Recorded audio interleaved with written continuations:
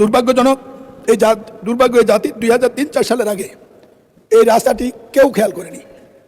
দেশনেত্রী বেগম খালেদা জিয়া কুমিল্লা সফরের পরে এরপরে তৎকালীন অর্থমন্ত্রী জনাব সাইফুর সফরের পরে এই রাস্তাটির জন্য যা চেয়েছে তাই বরাদ্দ সড়ক বিভাগকে দিয়েছে, কিন্তু কাজটা বাস্তবায়ন হয় নাই। আওয়ামী লীগ সরকারের সময় বাস্তবায়ন করতে গিয়ে এই রাস্তায় বরাদ্দকৃত টাকার চেয়ে। মাননীয় সদস্য, আপনি আগেও সংসদ সদস্য নির্বাচিত হয়েছেন, এই পর্যায়ে আপনি শুধু নোটিশটা পড়বেন, তারপরে যদি বাড়তি কোনো কথা থাকে সম্পূর্ণ প্রশ্নের সময় বলবেন। এখন জাস্ট নোটিশটা অনুগ্রহ করে পড়ে যান। এই সরকার করেনি, 2003 সাল খালি তো করেন 750 কোটি টাকার প্রজেক্ট আমি সংক্ষিপ্ত করার চেষ্টা করছি, কারণ আপনি খুব নির্দয় মানুষ, কখন যে মাইক বন্ধ করেন ঠিক না। আমি জীবনে এত ভয় পাই নাই কোথাও, এখন আপনার সামনে দাঁড়াইলে যে ভয় লাগে। কথা শেষ করার আগে, মৃত্যুর আগেও মানুষ মুখে একটু পানি দেওয়ার সুযোগ দেয়, আপনি তাও দেন না। এই প্রকল্পটি বাস্তবায়ন করতে গিয়ে সরকার, আওয়ামী লীগ সরকার 1700 কোটি টাকা ব্যয়, 17,000 কোটি টাকা ব্যয় করেছে। আজকে মরণ ফাঁদ, একই কারণে ঈদের দিনে এই দুর্ঘটনা। বিরোধীদের নেতা একটা দেখেছেন, এখানে গ্রেটার করছে কয়েক লক্ষ, মারা গেছে 1 লক্ষ লোকের কাছাকাছি, এই পর্যন্ত কিছু হয়নি।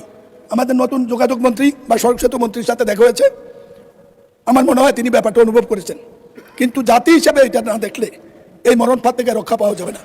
ঢাকা কুমিল্লা মহাসড়ক সমাধানের জন্য ব্রিটিশ আমল থেকে রেল লাইন করতে চেয়েছিল, ধান খেতে রেল লাইন হয়েছে, ঢাকা কুমিল্লা রেল লাইন হয় নাই। ঢাকা কুমিল্লা রেল লাইন হলে চট্টগ্রামের দূরত্ব কমে, ঢাকাটাই কুমিল্লা চট্টগ্রাম পর্যন্ত চলে যেতে পারে। চট্টগ্রাম থেকে কক্সবাজার রেল লাইন হয়েছে, ঢাকা কুমিল্লা হলে সংযোগ হয়, সংক্ষিপ্ত সময় যায়, এই রেল লাইন সফর হয়।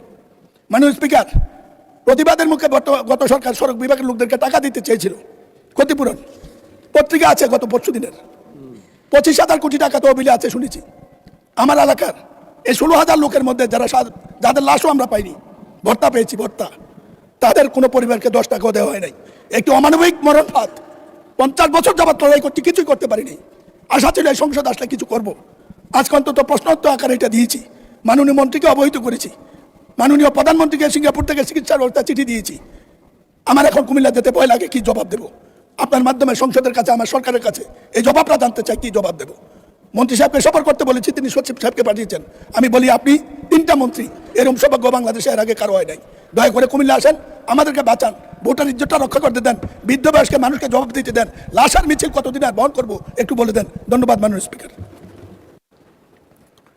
মাননীয় সদস্য, আপনাকে ধন্যবাদ। মাননীয় সড়ক পরিবহন ও সেতুমন্ত্রী শেখ রবিউল আলমকে এ বিষয়ে একটি সংক্ষিপ্ত বিবৃতি প্রদানের জন্য আহ্বান জানাচ্ছি। বিসমিল্লাহির রহমানির রহিম। সম্মানিত সংসদ সদস্য যেটি উপস্থাপন করেছেন মহান সংসদে, তার পরিপ্রেক্ষিতে আমি অবগত করতে চাচ্ছি। ওখানে একটা ইউলুপ নির্মাণ কাজ চলমান আছে, ইতিমধ্যে অর্ধাংশ কাজ শেষ হয়েছে। এই মুহূর্তে ওই প্রকল্পের ব্যয় বাড়ানোর কোনো সুযোগ নেই, যার ফলে আমরা ভূমি অধিগ্রহণের যে ব্যয় সেটাকে সীমিত করে পূর্ত কাজের ব্যয় আরেকটু বাড়িয়ে যে বাজেট আছে সেটাকে অ্যাডজাস্ট করে এখানকার যে ওভারপাসটা আছে সেটা সম্প্রসারণ করবার জন্য আমলে নিয়ে ইতিমধ্যে নকশা প্রণয়ন করেছি। আমরা মনে করছি এই নকশা অনুসারে এই কাজটি দ্রুততম সময়ের মধ্যে শেষ করতে সক্ষম হব এবং তাতেই ওই জায়গায় যে সমস্যাটা আছে তার একটা স্থায়ী সমাধান হয়ে যাবে। আরেকটি জায়গা এখানে উল্লেখ করা প্রয়োজন বিষয়, ঢাকা চট্টগ্রাম যে মহাসড়ক আছে এটা 10 লেনে উত্তীর্ণ করবার একটা প্রকল্প ইতিমধ্যে ফিজিবিলিটি স্টাডি চলমান রয়েছে। সেখানেও আরও 3টি আন্ডারপাস নির্মাণের পরিকল্পনা সরকার ইতিমধ্যে ওই ফিজিবিলিটি স্টাডির মধ্যে আছে। পাদুয়া বাজারে যে ইউলিপের কথাটা বলা হচ্ছে সেটিকে আবার আমরা ইন্টারসেকশন যেভাবে আছে তার অধীনেও আরও 2টি আপনার আন্ডারপাস নির্মিত হবে, যার ফলে 5টি আন্ডারপাস ওই অঞ্চলে নির্মাণের পরিকল্পনা ইতিমধ্যে সরকার গ্রহণ করছে। দ্রুততম সময়ের মধ্যে বিশদ নকশা আপনার প্রণয়নের কাজ চলছে। আমরা এরপরে ডিপিপি উপস্থাপন করে এই ব্যাপারে যে সমস্যাটা আছে তার সমাধান করতে ইতিমধ্যে পদক্ষেপ গ্রহণ করেছে সরকার।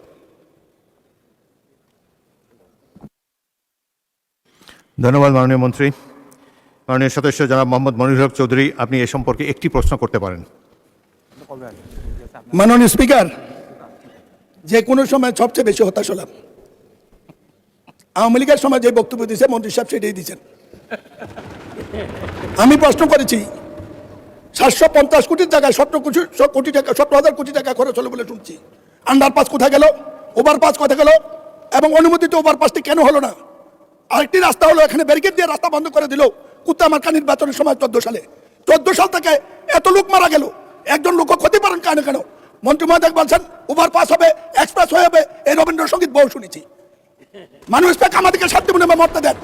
ওনার প্রত্যেকটি কথা সরকার সচিবরা যা বলে দিচ্ছে, ওই যারা টাকা লুণ্ঠন করেছে তারা শিখিয়ে দিয়েছে, প্রশ্ন সেটা উনি বলেছেন। মাননীয় মন্ত্রী প্রশ্ন করেন।